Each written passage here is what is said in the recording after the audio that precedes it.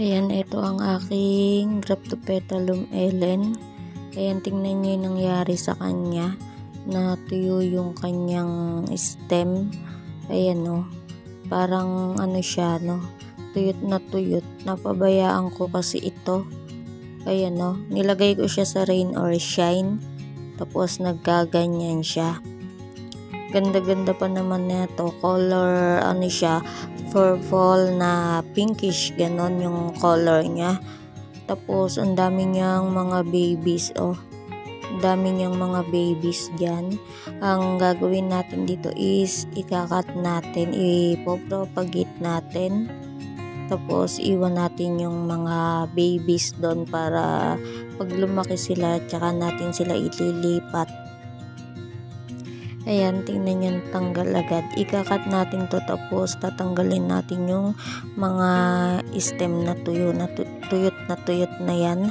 I-remove na natin siya. Tapos itong kinat ko is itatanim na natin kasi itong Ellen is hindi naman siya maselan. Ay, nalagas agad do, tatanggal nung hinawakan ko kasi nga yung stem niya is na, bulok na din. Tanggalin natin yung mga dry na na stem, i-remove na natin sila. Hindi ko to diniligan para pag kinat ko is itatanim ko na agad para hindi siya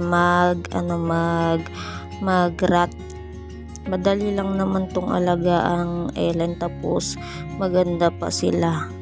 Mas malaki siya sa Mendoza. Ayan, tingnan nyo, tuyo siya kasi hindi ko nga siya diniligan para maitanim ulit natin. Tanggalin na natin yung mga leaves niya. Pwede itong i-propagate. Ayan, lagay lang natin dyan. Tapos na yan, magkaka-baby na yan at magpo-propagate na yan dyan. Ito is itatanim na lang natin para na siya, propagate na natin. Meron na akong na-propagate na to at okay naman siya, naging okay din siya. Tanggalin lang natin at itira natin yung mga babies niya. Remove na natin yung mga stem kasi pwede siyang pamahayan ng mga mealybugs. Ayan, tingnan nyo, tuyot na tuyot siya, diba? Tapos yung pinagkatan natin na to is magkaka-baby siya o magkaka-offset ulit siya. Tanggalin lang natin yung malalaki na at itanim na din natin. Ayan, tingnan nyo, dry na talaga siya. Tapos yung niya, leaves niya is uhaw na. Hindi ko talaga siya diniligan para ma-cut natin at i-propagate.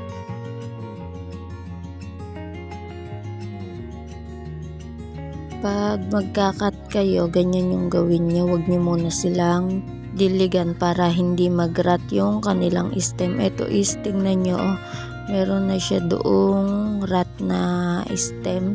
Ikakat natin yan kasi once na hindi nyo ikat, magdidire-diretso yan hanggang sa pinakadulo ng stem niya.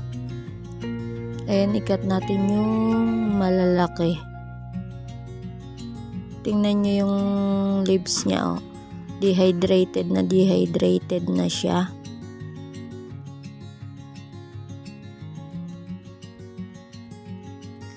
Sa pagpropagate naman ng leaves na to is sobrang dali niya. Mabilis din siyang tubuan ng babies doon sa kanyang mga leaves. Once na propagate nyo siya, hayaan nyo lang siya ibaba. Ayan, tingnan nyo, dehydrated na siya, diba? Kulubot na yung kanyang mga leaves. Pumili lang tayo ng pwede nating i-propagate at yung maliliit pa is hayaan muna nating lumaki para once na lumaki sila, pwede na din natin silang i-cut at i-propagate. Itong Ellen na to is sobrang ganda pag talagang naalagaan mo siya ng mabuti. Ayan, itanim lang ulit natin ito kasi meron na siyang roots. Ayan, tingnan nyo yung ibang niya, ibang stem is matured na. Magbe-baby pa sila dyan. Napakarami nitong aerial roots. Ayan, meron silang aerial roots kasi hindi na nakakapit yung yung mga stem nila sa lupa, at minsan kaya nagkaka-aerial roots kasi hindi sila nakakakuha ng sapat na tubig. Ayan. Tanggalin na natin yung dry na leaves niya. Tapos piliin na lang natin yung mga leaves na healthy pa at pwedeng i-propagate. Tignan nyo to, yung stem niya. Muntik nang wala tayong ma-save. Buti na lang hindi pa umabot sa pinakadulo niya.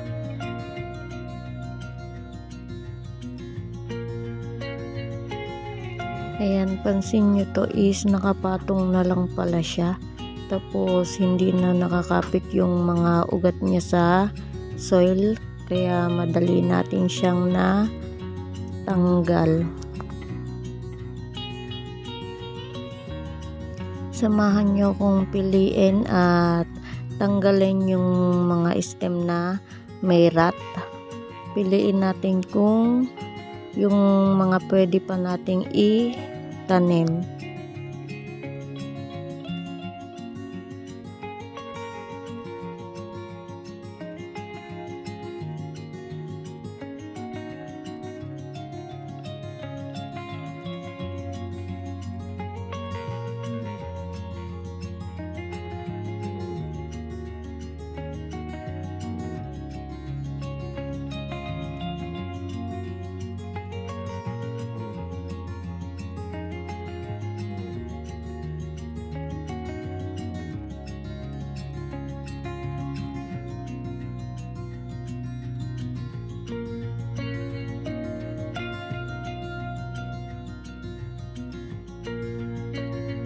Ayan, ito na yung mga ititira natin na mga babies.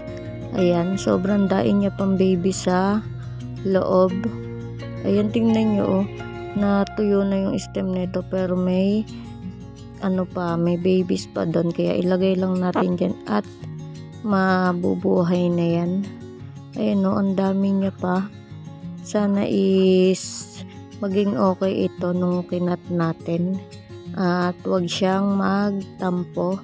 Ayan, may ganyan kasing plants once na kinat nyo ay hindi na talaga nabubuhay. Ayan, diba? Ito naman is itanim na natin.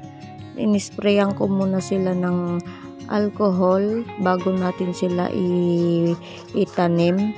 Tapos yung ginamit kong soil dito is Alnos compost. Ayan, etong soil na to is tuyo, kaya kahit i-spray natin siya ng alcohol is okay lang, para hindi na din siya lapitan ng insect. Ayan, ganyan lang gawin natin, spray ng alcohol tapos itusok na natin siya. Ayan, ganyan lang kadali itong itanim at i-propagate. Hindi muna natin siya didiligan at hindi din natin siya ilalagay sa sa maaraw na area. Sa bright shaded muna siya. After 1 week, titingnan natin kung may roots na siya. Doon pwede na natin siyang diligan at ilagay pa unti-unti sa morning sun para bumalik yung kanyang color at yung kanyang ganda. Ayan, sa morning sun is mas maganda kasi doon is hindi masyadong mainit. Ayan, babalik yung color nito pag once na na-stress siya. Ayan, sprayan natin lahat ng itatanim natin. Ganyan lang sila kadaling itanim at i-propagate. Ayan, dadami na sila. Ganyan lang yung ginagawa ng iba. Minsan naman yung iba through leaves lang sila nagpo-propagate.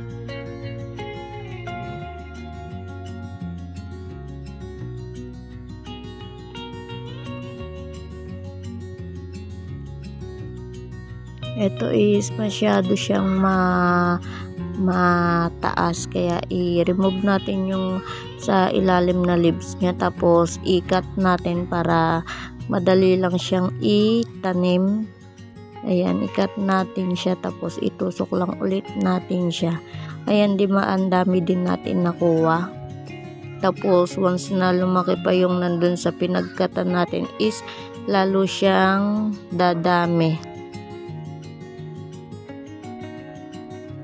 Ayan, maraming salamat po sa panonood, lalong-lalo na sa aming team promote. Ayan, thank you po sa support niya, at kay Admin Nori.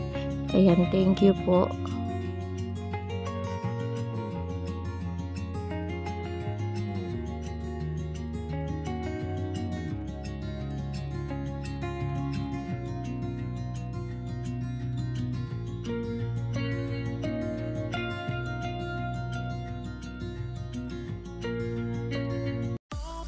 Thank you for watching. God bless us all.